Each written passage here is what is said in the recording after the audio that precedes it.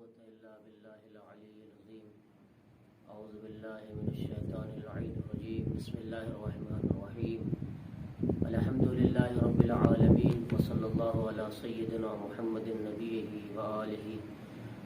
وسلم ولعنة الله على أعدائهم أجمعين. أما بعد. ناظرین کرام، آج کی ہماری اس نشست کا پیغام جو المرتضی چینل کے توسط سے آپ حضرات کے خدمت میں پیش کیا جائے گا، اس کا عنوان ہے زیارت اربعین کی افضلیت و افادیت. ظاہر سی بات ہے، سرکار شہادت حضرت امام حسین علیہ السلام نے اپنی قربانی کے ذریعے سے عالم اسلام کے دل، دماغ، لوح پر وہ نقوش چھوڑے ہیں جسے نہ حالات اور حوادث کے تھپیڑے مٹا سکتے ہیں، نہ حالات کی گرد اسے پرانا کر سکتی ہے. امام حسین علیہ السلام کا وہ آفاقی کارنامہ جسے آج بھی تاریخ عالم کے ذریعے سے پہچانا جاتا ہے، تاریخ عالم میں موجود ہے آپ، اور اسی سلسلے کی ایک کڑی ہے جسے آج ہم اربعین کے نام سے یاد کرتے ہیں. اور اربعین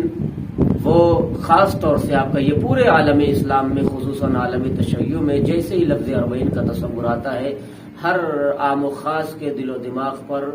اگر کہیں بھی کوئی تصور آتا ہے تو تبادر ذہنی کہہ لیجیے، فوراً اس کے نقوش کربلا کی طرف ذہن انسان پہنچ جاتا ہے. اربعین یعنی وہ دن جس دن امام حسین علیہ السلام کی قربانی کو 40 دن ہوئے تھے. اربعین وہ دن جس دن شہادت امام حسین علیہ السلام کو 40 دن ہوئے تھے. اور اس اربعین کو اس عقیدت، اور آپ اندازہ کر سکتے ہیں اس کی عقیدت اور افادیت میں 4 چاند اس وقت لگ جاتے ہیں جب دنیا کو یہ پتہ چلتا ہے کہ اربعین ہی وہ دن ہے کہ جہاں جس دن گوشے گوشے سے پورے عالم سے جوق اور کائنات کے سب سے عظیم و ضخیم اجتماع کا نام ہے اربعین. اس کی کچھ خصوصیتیں بھی ہیں. اربعین وہ دن ہے جب پورا عالم اسلام فرزند زہرا حضرت امام حسین علیہ السلام کا چہلو منانے کے لیے کائنات کے گوشے گوشے سے صدائے امام حسین پر لبیک کہتا ہوا سرزمین کربلا پر قدم رکھتا ہے. اربعین کی خصوصیت یہ بھی ہے، بہت سی خصوصیتیں ہیں. جہاں آپ دیکھیں، اربعین اس عالمی اجتماع کا نام ہے جہاں ہر خاص و عام جمع ہو کر اپنے نذران عقیدت کو بارگاہ رسالت ماپ میں ان کے عزیز فرزند اور بارگاہ سید الاوصیاء امیر المومنین حضرت علی بن ابی طالب علیہ السلام کی بارگاہ میں نذران عقیدت پیش کرتے ہیں اور اس بات کی گواہی دیتے ہیں کہ فرزند زہرا، ہم آپ کی زیارت کے لیے مشتاق ہیں، ہم آپ کی زیارت کے لیے آئے. اربعین اس اجتماع کا نام ہے جس میں کائنات کے سب سے عظیم اجتماع کا نام اربعین ہے. اور اس کی کچھ خصوصیتیں ایسی ہیں جس کا مقابلہ کرنا نہ چشم فلک نے ایسے خصوصیات اور کو دیکھا ہے، اور نہ ہی تاریخ عالم نے سنا ہوگا کہ ایسے خصوصیات جو اربعین کو حاصل ہیں. سب سے بڑا اجتماع جو تقریباً 2015 میں 6 کروڑ تقریباً اجتماع، جس میں ساری کائنات سے، دنیا کے گوشے گوشے سے فرزند زہرا کی زیارت کے لیے لوگ جمع ہوئے تھے. ایک اجتماع سب سے بڑا اسلامی، عقیدتی، صاف ستھرا، دینی، مذہبی، عقائدی جو بھی اجتماع کہہ لیجئے اگر کائنات میں ہے تو سب سے بڑا اجتماع اربعین کا اجتماع ہے. جہاں سب سے بڑا دسترخوان لگتا ہے، سب سے بڑی جماعت ہوتی ہے، جہاں ہر انسان 80 کلومیٹر نجف سے کربلا، پھر بصرے سے لے کے کربلا یا مشہد وغیرہ سے یا ایران سے، جہاں جس کی جتنی ہمت ہے فرزند زہرا کو عقیدت پیش کرنے کے لیے کربلا میں اربعین کا غم منانے کے لیے آ جاتے ہیں. عزیزان گرامی، یہ افادیت اور عقیدت کا حامل وہ دن جسے اربعین کہا جاتا ہے، تاریخ عالم میں وہ یہ دن ہے جب 80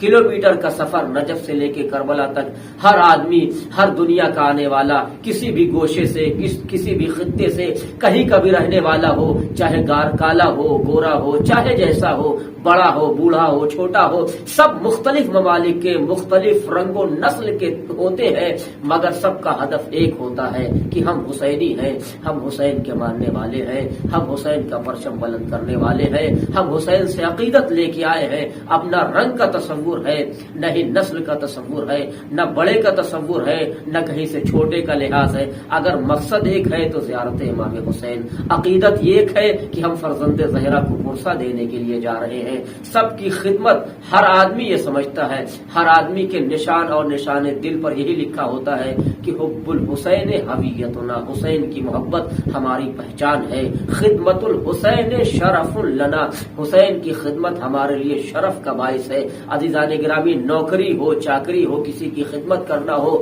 غلامی کرنا ہو تو اسے عیب مانا جاتا ہے، مگر ہم نے دیکھا ہے 40 اس سفر کو کہا جاتا ہے جہاں 80 کلومیٹر کے اندر نہ کسی کو بھوک کا احساس ہے، نہ پیاس کی شدت کا احساس ہے۔ ہر قدم پر کربلا کے اس پیاسے نے پانی کا انتظام کر دیا ہے، اس بھوکے نے پیاس کھانے کا انتظام کر دیا ہے۔ ہر گام پر، ہر قدم پر نہ بھوک ہے نہ پیاس ہے، اور ایسی ایسی خدمتیں کرنے والے ہیں۔ کوئی پیر دبانے والا ہے، کوئی جوتے پالش کرنے والا ہے، کوئی سر دباتا ہے، جیسے جس کو خدمت حسین اور زوار حسین کا موقع ملتا ہے۔ خدمت الحسین شرف لنا، ساری دنیا کی خدمتیں اور غلامی ایک طرف ہے، عیب مانی جاتی ہے، مگر یہ حسین کی غلامی کا شرف ہے جو باعث عزت انسان کو بنا دیا کرتی ہے۔ اور 40 وہ دن ہے جس کی افادت کے لیے، افادیت کے لیے یہ کہا جائے کہ 11ویں امام حدیث میں ارشاد فرماتے ہیں، جو میرا موضوع ہے کہ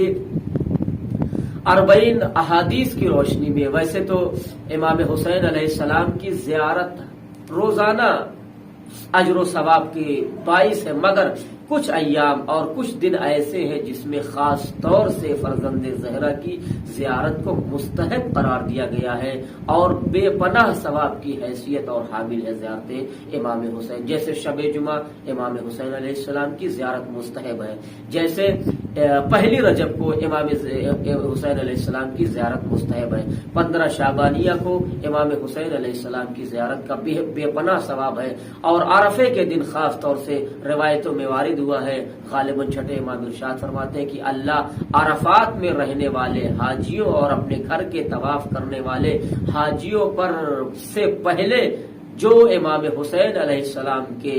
زیارت کے لیے ان کے صحن تک، ان کی زیارت، ان کی قبر تک پہنچتے ہیں، عرفات میں رہنے والوں سے پہلے نظر عنایت و لطف و کرم زائرین امام حسین علیہ السلام پر کرتا ہے۔ اور انہی ایام میں جہاں زیارت امام حسین علیہ السلام کو مستحب قرار دیا گیا ہے، انہی میں ایک زیارت 40 ہے، جس میں 11ویں امام حسن عسکری علیہ السلام ارشاد فرماتے ہیں کہ علامات المومن خمس، مومن کی 5 علامتیں ہیں، جن میں ذکر کیا گیا ہے کہ الجہر بسم اللہ الرحمن الرحیم، بالبسملہ یعنی بسم اللہ الرحمن الرحیم کو بلند آواز سے پڑھنا مومن کی علامت ہے،